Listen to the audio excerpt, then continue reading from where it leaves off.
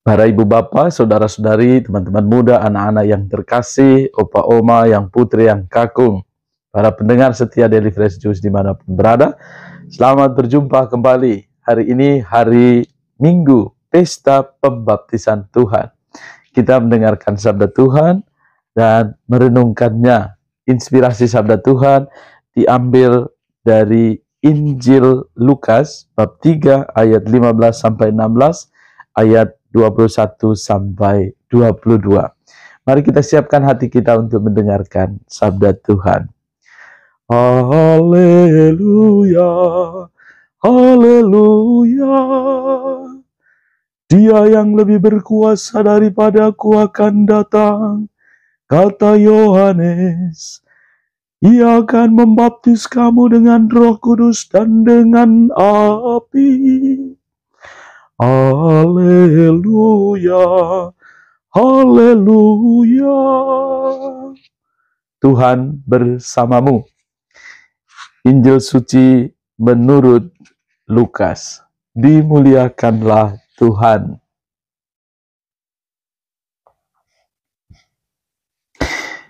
Ketika Yohanes tampil di Sungai Yordan, banyak orang menanti-nanti dan berharap, dan semuanya bertanya dalam hati tentang Yohanes, kalau-kalau ia adalah Mesias.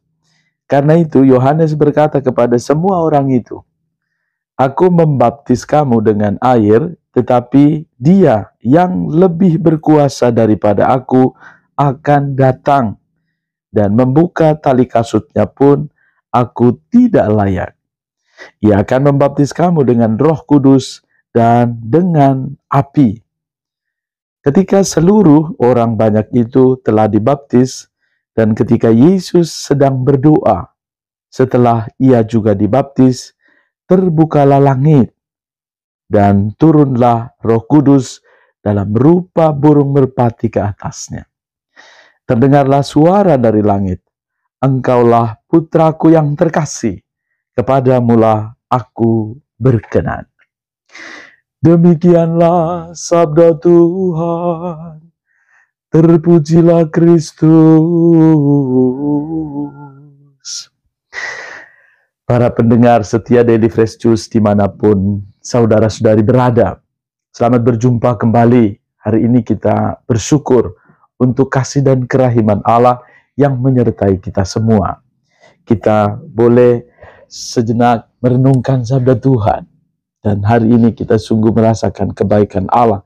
Dalam antifon pembuka, setelah Tuhan dibaptis, langit terbuka, dan seperti burung merpati, Roh Allah turun ke atasnya. Lalu terdengarlah suara Bapa, "Inilah putraku terkasih, aku berkenan kepadanya." Dalam bacaan Injil yang barusan kita dengarkan, dikatakan dengan sangat jelas ya, bahwa Allah menganugerahkan putranya dan juga berkenan. "Engkaulah putraku yang terkasih, kepadamulah aku berkenan." Allah menganugerahkan kepada kita putranya, dan ia dibaptis untuk boleh memberi makna bagi setiap pembaptisan kita. Nah, kita boleh menyadari akan karya kebaikan Allah ini. Kita pertama-tama boleh bersyukur bahwa kita dipanggil oleh Allah masuk ke dalam gereja dengan masuk dalam pintu gerbang Katolik adalah dibaptis. Ya, jadi semua kita masuk pertama-tama dengan sakramen baptis. Dengan pembaptisan yang kita terima, itu menegaskan bahwa kita masuk, diterima menjadi anak-anak Allah. Dan kita syukuri untuk penyertaan kasih Allah ini. Syukur atas pembaptisan yang kita terima. Ada yang berbaptis karena pada saat masih sedang tidur ya, pada saat diguyur air, membaptis engkau dalam nama Bapa, Putra, dan Roh Kudus, baru kaget ya. Ada yang dibaptis dewasa dalam proses pembelajaran katekumen, dan juga ada yang dibaptis dengan situasi tertentu. Tetapi lihatlah bahwa Allah menganugerahkan kepada kita rahmat pembaptisan ini. Nah, di dalam Injil yang kita dengarkan, Yohanes menegaskan ia membaptis dengan air, sedangkan yang akan datang akan membaptis dengan roh dan api. Kita tahu ya bahwa orang bertanya apakah Yohanes ini Mesias. Lalu ia meyakinkan orang bahwa aku membaptis kamu dengan air, tetapi dia yang lebih berkuasa daripadaku akan datang. Membuka tali kasutnya pun aku tidak layak. Ia akan membaptis kamu dengan Roh Kudus dan dengan api. Membaptis dengan Roh Kudus dan dengan api. Air membersihkan, tetapi air hanya membersihkan bagian luar, bukan mengubah seluruhnya. Sedangkan api itu memurnikan luar dan dalam. Baptisan yang diterima atau baptisan yang kita terima itu memberi kekuatan bagi kita, bahwa Allah menganugerahkan kepada kita perubahan, ya. Api dapat mengubah secara utuh, ya, dan membantu kita untuk merasakan bagaimana perubahan itu. Baptisan Yohanes adalah baptisan pertobatan, sedangkan baptisan Kristus, baptisan yang kita terima adalah harapan untuk penghapusan dosa, diterima menjadi anak-anak Allah, dan boleh mendapatkan keselamatan karena baptisan. Baptisan memberikan kekuatan dan menempuh hidup baru yang diniatkan oleh orang yang dibaptis. Maka kita diajak untuk boleh pertama-tama mensyukuri rahmat pembaptisan yang kita terima. Dan mengapa Tuhan Yesus dibaptis? Ia mau mengambil rupa dan juga mengambil dan turut serta di dalam kelemahan manusia, mengangkat keterbatasan kita, dan mau turut terlibat di dalam penderitaan manusia. Dan Allah sendiri menganugerahkan kepada kita, supaya kita boleh dengan pembaptisan juga kita mengawali karya-karya kita. Maka pertanyaannya, bagaimana kita mensyukuri rahmat ini, ya? Kita boleh bertanya, ya, tentang pembaptisan kita.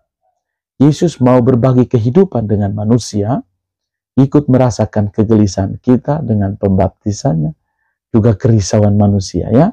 Kesediaan Yesus Kristus berbagi keprihatinan dengan manusia menjadi jalan bagi Allah untuk hadir di tengah-tengah kita. Allah tidak meninggikan manusia yang gelisah, menderita dan mengalami kesusahan. Allah hadir untuk menyertai kita, ya. Maka kita boleh bertanya, ya, apa yang semestinya kita lakukan, ya, dengan sakramen pembaptisan kita. Kita boleh mengingat, ya, di hari ini pada saat kita merayakan perayaan Ekaristi, kita juga boleh diingatkan hari raya pembaptisan Tuhan, bagaimana pada saat pembaptisanku kita menerima identitas baru, ya, nama Katolik kita.